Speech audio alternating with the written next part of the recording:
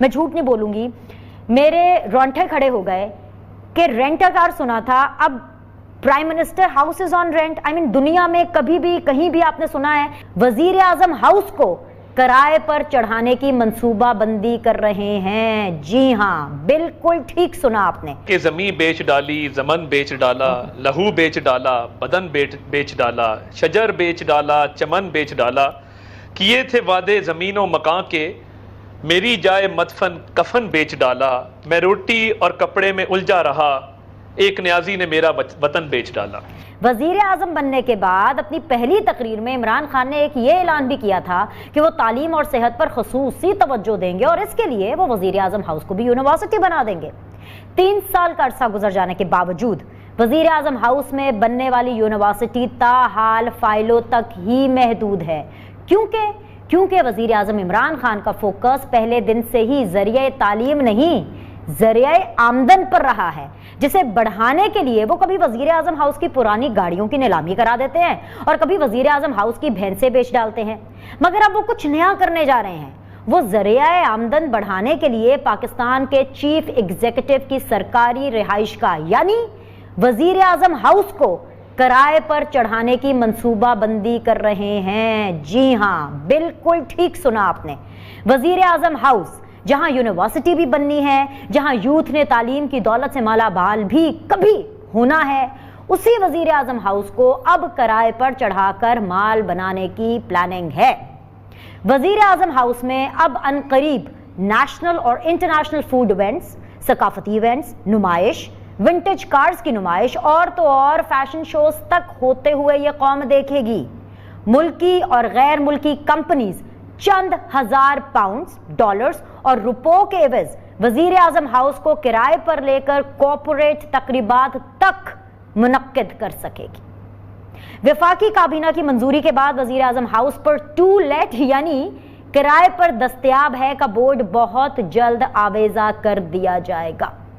اس بڑی خبر، اس آئی برو ریزنگ خبر اور اس دل دہلا دینے والی خبر کے ساتھ میں آپ سب لوگ کو خوش آمدید کہتی ہوں. میں جھوٹ نہیں بولوں گی، میرے رونٹے کھڑے ہو گئے کہ رینٹ کار سنا تھا، اب prime minister house is on rent. I mean دنیا میں کبھی بھی کہیں بھی آپ نے سنا ہے that any thing which is with in the premises of prime minister house, کچھ بھی اس کے پریمسز میں اس کو کرائے کے لیے باقی دنیا کے لیے، باقی عام پبلک کے لیے کھولا جا رہا ہے اور اسپیسیفکلی ایلیٹ کلاس کے لیے. یہاں پہ وزیر اعظم ہاؤس کو کرائے پر دینے کی تیاریاں کی جا رہی ہیں اور آپ لوگ ہیں کہ اپنے بیانیے میں پھنسے ہوئے ہیں. کہاں ہے اپوزیشن؟ میں موقع نہیں ملا یہ وزیر اعظم ہاؤس پہ بات کرنے کے لیے.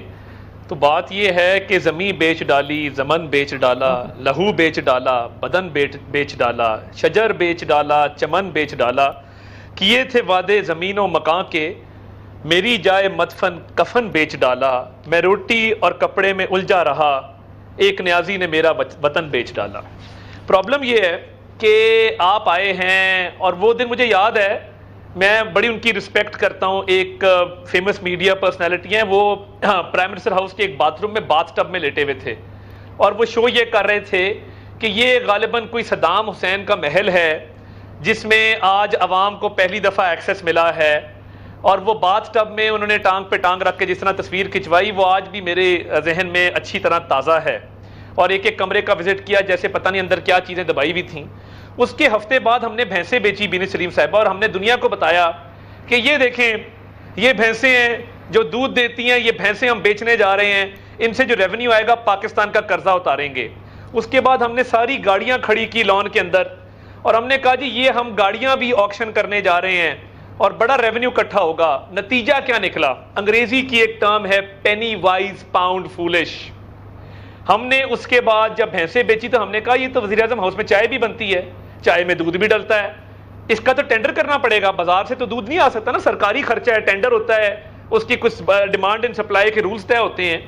ہم نے 4 گنا زیادہ قیمت پہ ٹینڈر کر کے تو دودھ سپلائی کرنے والی کمپنی کو کانٹریکٹ دیا بھینسیں بیچنے کے بعد. نمبر 1.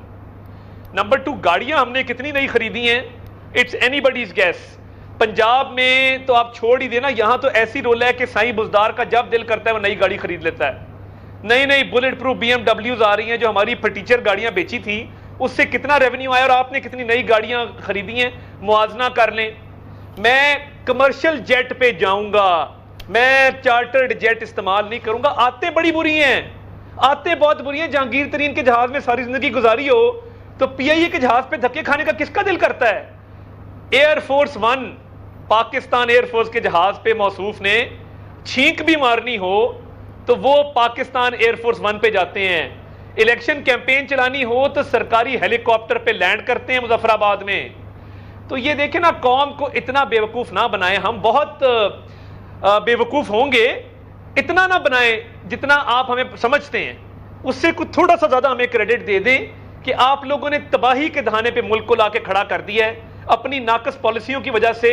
اور پرائم منسٹر ہاؤس کی اصلیت سن لیں, وہ کوئی شہانہ محل نہیں ہے بینی صاحبہ. آپ بھی وہاں گئی ہیں, چھتیں وہاں کی لیک کرتی ہیں, بڑا ہال وہاں پہ ہے کوئی نہیں, ناقص فرنیچر ہے وہاں. کوئی بھی بڑی کارپوریٹ کمپنی, میری اگر کارپوریٹ کمپنی ہو تو میں سرینا چلا جاؤں گا, میں کہیں اور چلا جاؤں گا, میں کبھی بھی پرائم منسٹر ہاؤس میں ایونٹ نہیں کروں گا. میں کیوں کروں؟ وہ وہاں کے اتنے حالات خراب ہیں. یہ ایک کام ہو سکتا ہے, اگر شیشے کی دیواریں بن جائیں تو لوگ بڑے اچھے پیسے دیں گے مراد سعید اینڈ کمپنی کو دیکھنے کے لیے, انٹرٹینمنٹ پرپس کے لیے. آپ ٹکٹ لگائیں مراد سعید پہ, گنڈا پور وغیرہ پہ, میں آپ کو یہ زیادہ ریونیو جنریٹ ہوگا. لوگ بڑے بڑے دور سے آئیں گے پیسے لے کے کہ جی یہ ایک کلاس انٹرٹینمنٹ ہمیں اور کہاں ملے گی. یہ کام ہو سکتا ہے. اس کے علاوہ مجھے اس کی منطق سمجھ نہیں آتی. I am sorry. چلیے اب آپ سے ریلیٹڈ سوال پوچھ لوں. یعنی مجھے پتا چل گیا آپ بھی صرف پروگرام میں بیٹھ کے پرائم منسٹر ہاؤس کو کرائے پر بھیجنے کے لیے تنقید کریں گے, پارلیمان میں یا ویسے کوئی ایفرٹ نہیں کریں گے عطا. لیکن میں آپ سے ریلیٹڈ سوال پوچھ لیتی ہوں.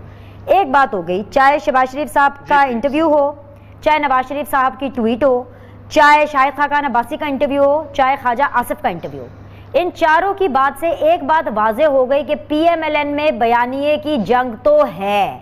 اب وہ آپ کا طریقہ ہے یا آپ کی عقل مندی ہے کہ آپ بڑے طریقے سے, بڑے پیار سے, بڑے سٹائل اور سویگ کے ساتھ اس کو ایسے بیچتے ہیں کہ بھائی اٹس اے پازیٹیو تھنگ کیونکہ ہماری پارٹی کے اندر اختلاف ہے. لیکن سر آپ کا ووٹر سپورٹر کنفیوز ہے, آپ کی حکمت عملی ٹھیک نہیں ہے, لیکن بدنام آپ نے اداروں کو اور شخصی لوگوں کو کر دیا.